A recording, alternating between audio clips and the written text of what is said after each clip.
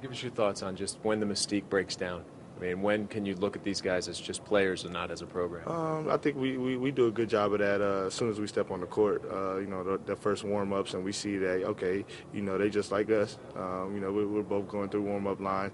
We've had that feeling with Ohio State, Kansas this year. So definitely those earlier games definitely will help us, going out here tomorrow. It seems so custom-made after all the furor about the Fab Five, Doc, that you guys are now playing. Is that anything you're even discussing in that locker room? Oh, we obviously talk about it, but it's not, in favor of one or the other. We're not taking any sides. Obviously, we have love for our alumni, the people that really helped the tradition get on the map.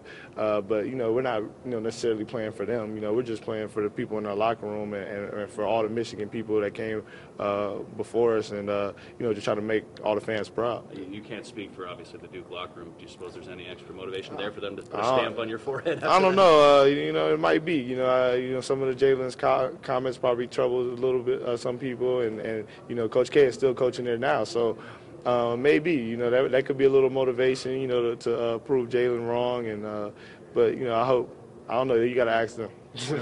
What did Duke mean for you when you were growing up? Oh, just a great program. Watching them Sunday, growing up, hoping that one day, maybe I had an opportunity to go there, not necessarily saying I would want to, but, just definitely, if Coach K was recruiting you, that let you know you're doing something right. So, definitely was something up there that you would like to accomplish. But if you didn't, you move on.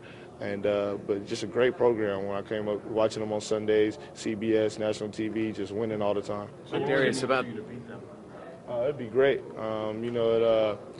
It would really mean a lot. Not just for me and my teammates, but for the whole Wolverine nation, for us to get this win and really put Michigan back on the map. Darius, when you think about the defensive challenge you're going to face, is this the stiffest one that you've faced all season, you think? I'm going to just go out on a limb and say yes, just so I overly prepare.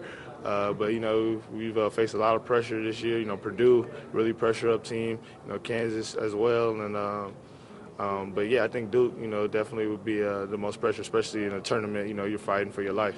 I asked you about whether or not you're at the point in time as a team that you need to play a perfect game to win a game like this. What's your response to that?